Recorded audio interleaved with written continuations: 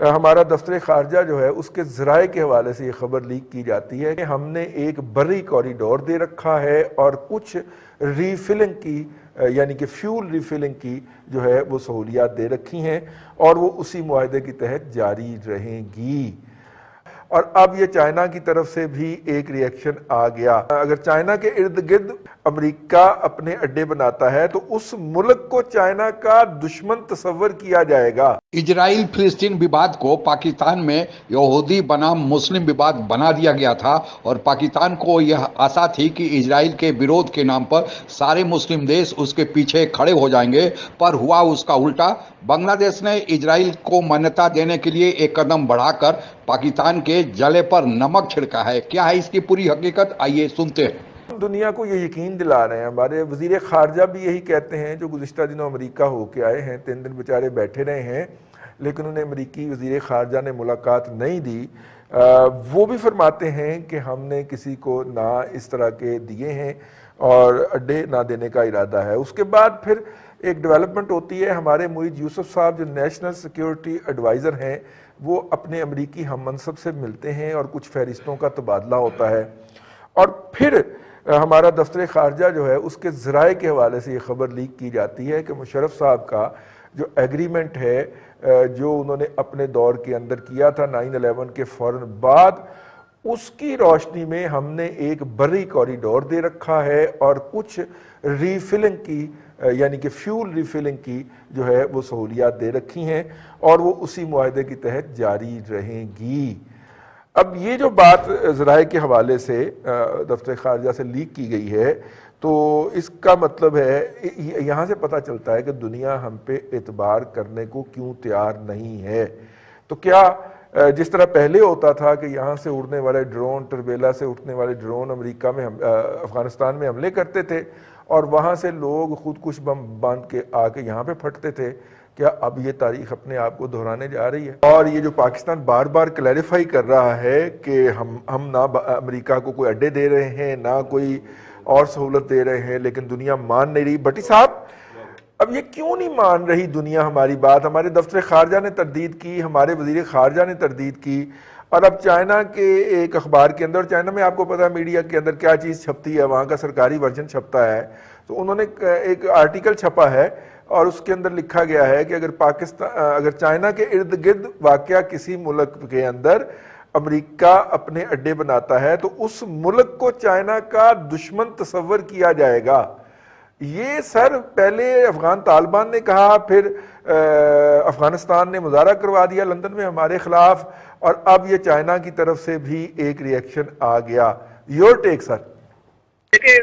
رضوان صاحب، اس کے اوپر جو کنفیوژن پایا جاتا ہے بنیادی طور پہ وہ حکومتی پالیسی کے اندر پایا جاتا ہے۔ نمبر 1، فارن آفس نے جو سٹیٹمنٹ جاری کی ہے وہ اگر آپ پڑھیں تو اس کا آخری پیرا یہ بتاتا ہے کہ یہ کوئی نیا ایگریمنٹ نہیں ہے، بلکہ 2001 والا کوئی ایگریمنٹ چل رہا ہے اس کے حوالے سے،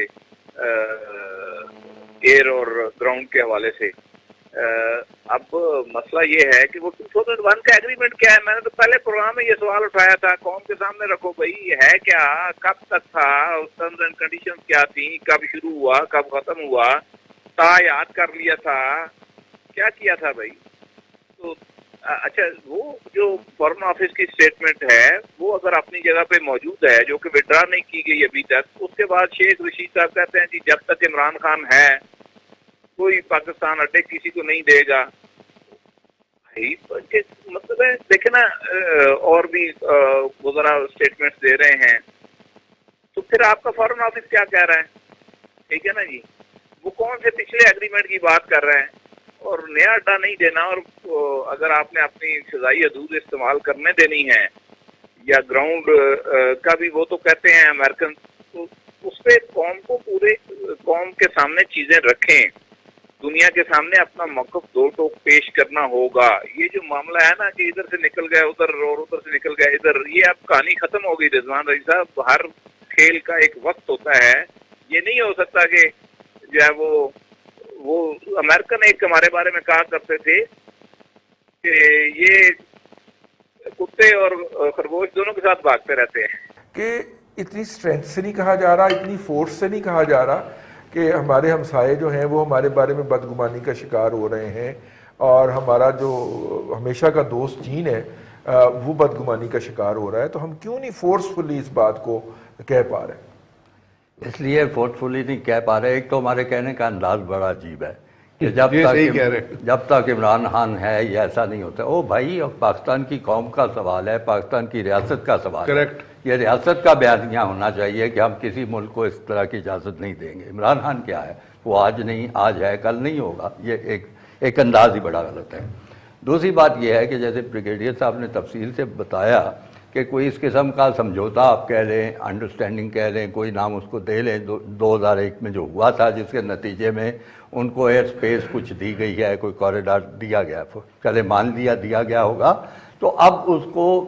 مکمل طور پہ انکار کیا جانا چاہیے، اور ہم حکومت پاکستان، وزارت خارجہ سب کو کہنا چاہیے کہ ہاں جو اس زمانے میں ہوا تھا اب وہ بھی ختم کیا جا رہا ہے۔ اسرائیل کو جن مسلم دیشوں نے اب تک مانیتا نہیں دیا ہے اس میں سے بنگلہ دیش، سعودی عرب اور پاکستان کو اگر ہٹا دیں تو باقی سارے دیش یا تو آرتھک روپ سے اتنے جرجر ہیں یا گرہ یدھ سے اتنے گرست ہیں کہ ان کو مانیتا دینے یا نہ دینے سے کوئی خاص فرق نہیں پڑتا، جیسے الجیریا، افغانستان، سیریا، صومالیہ، یمن، عراق، ایران اسی شریणी میں شامل ہے۔